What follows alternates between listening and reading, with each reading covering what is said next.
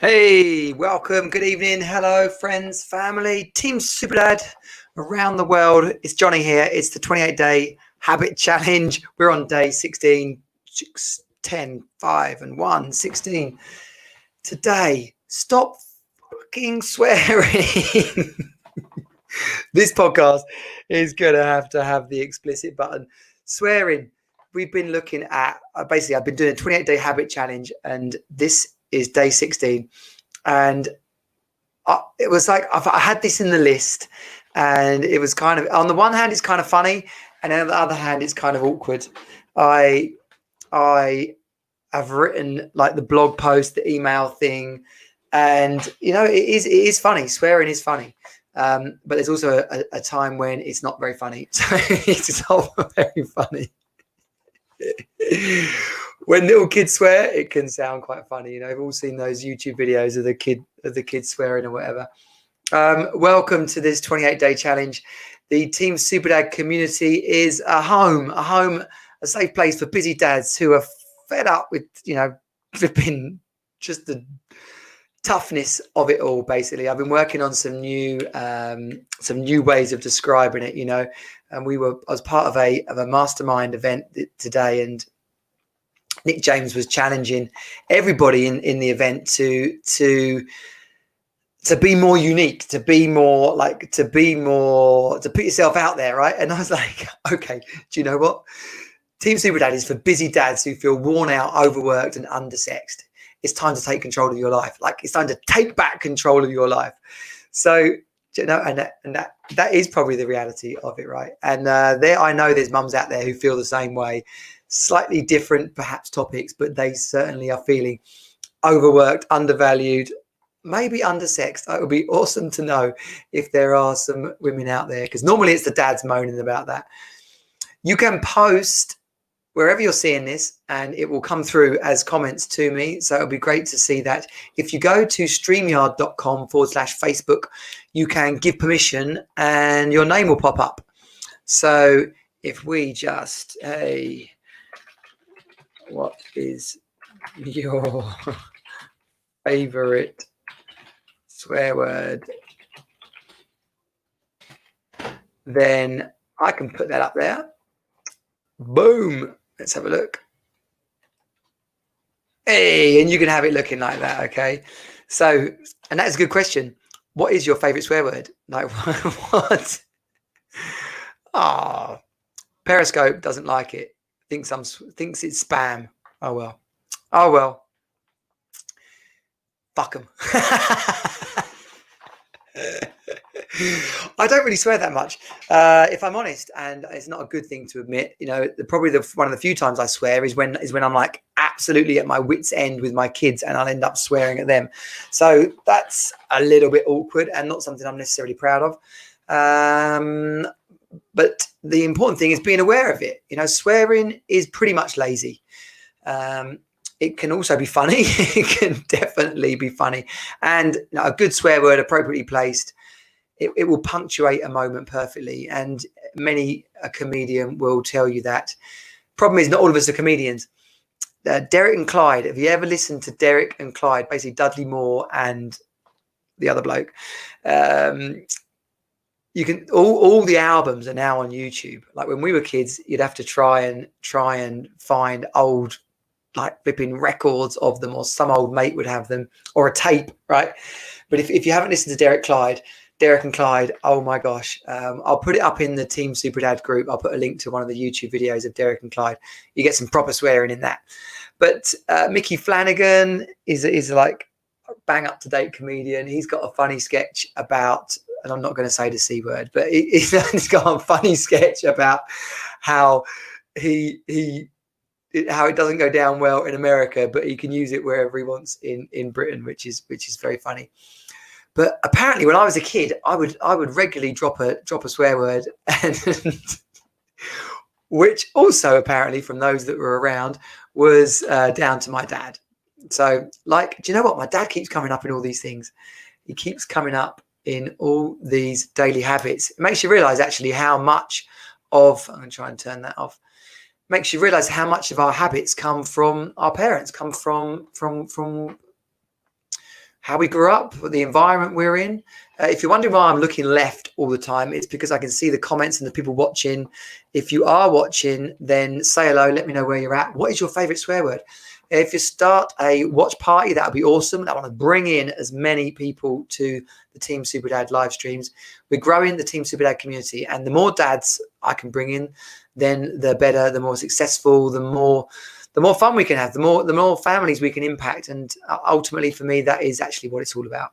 It's about dads creating more time for their family, creating more money to achieve the goals in their life, and to be fit and healthy. You know, I've asked a lot of dads to put a poll out in a number of different places, had over 100 responses, and the three things I talk about most are: I want to be more fit and healthy, have more money and time, so something about success and work, and also about personal goals and growth. So it is about like becoming our best selves, really. But in looking for that more in your face, what do we do?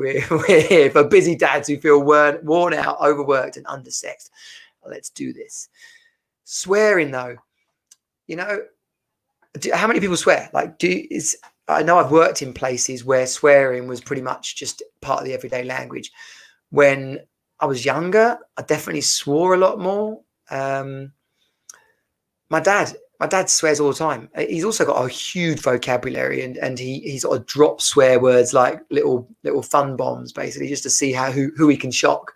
And so some people will swear like that, right? It's like a controlled and conscious swearing.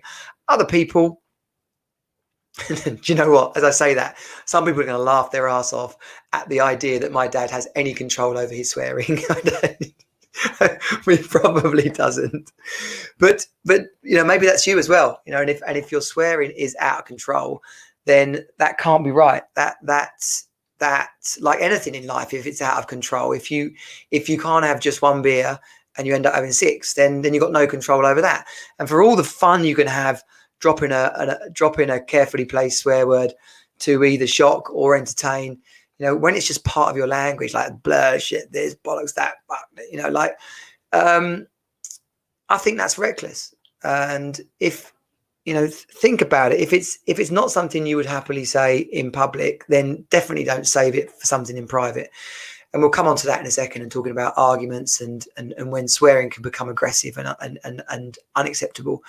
But I did a course, the landmark course, Introduction Leader Program. It's where I met my wife, now ex-wife, but I also met some amazing people, and it was an experience. It did turn me inside out, not to some people's pleasure, but I still view it as a very positive experience. And part of the agreement of that program was not to use scatological language, which is basically a posh way of saying swearing, but some level of slang anyways in there as well. But it wasn't permitted for 6 months, the whole time we were on the course. And it was really an exercise in self-awareness, which, if you've ever done anything like that, giving something up at Lent or giving up caffeine, sugar, any of the habits we've talked about in the 28-day habit challenge, giving something up is bloody hard. It's as hard as trying to do something new. And that's just crazy. That's just part of what it is to be a human. But swearing, I think you've got to have a look and see how it serves you. And if you haven't got any control over it, then I would ask you to consider that it's not serving you. And this course we were on, it was a good test. It made me realize how casually I used swear words, and it also made me realize how sometimes I would just do it for effect. I would just do it to just spice up the occasion, you know. And do you know, I find myself do that less now as well. Maybe I should be more reckless, but no, that's not what we're talking about.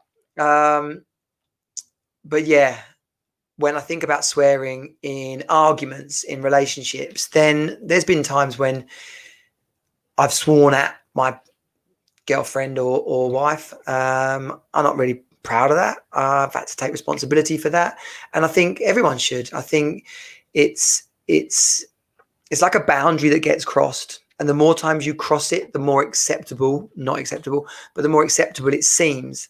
And in that regard, trust and love, it goes out the window. And love is so precious, and everything we can do to hold it. Oh, two foxes fighting.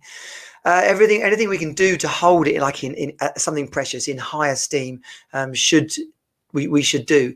And something as simple as the language we use with each other, where your language is damaging that relationship, then that's just crazy. And I don't mean, like I said, I don't mean swearing in everyday language for fun or just part of the banter or after a few drinks. Fine to swear a bit more after a few drinks. But when it's at someone, when it's you, this, or you are, then that is abuse. And that can be a habit as well. You've heard about abusive relationships. It doesn't have to be a physically abusive relationship. It can be a verbally abusive relationship, and that's dangerous. It's not okay to the other person, and that's a bit heavy. But if you're finding that your relationship is punctuated by too much aggressive swearing, or even just too much swearing, then talk about it. Get it out in the open and look at or ask what it's like for that other person. Around Black Lives Matters, I had some conversations on the expert hangout, things I've read, Zooms I was in with Black and Asian people. And some of the conversations were very much like an awakening for me to find out what it was like for them just to be that person in an everyday environment where something was happening. And I'm not saying swearing is the same as racism, but if swearing is an everyday thing in your relationship, in your family, in your workplace even, ask people what it's like for them. Is it okay? How does it make them feel? What, if anything, should change? Maybe nothing, maybe something significant, but also powerful.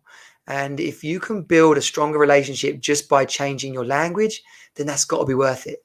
That has got to absolutely be worth it. And on the inside as well, the self-worth, the self-realization that can come from these things is wholesome, powerful. It lifts you up. And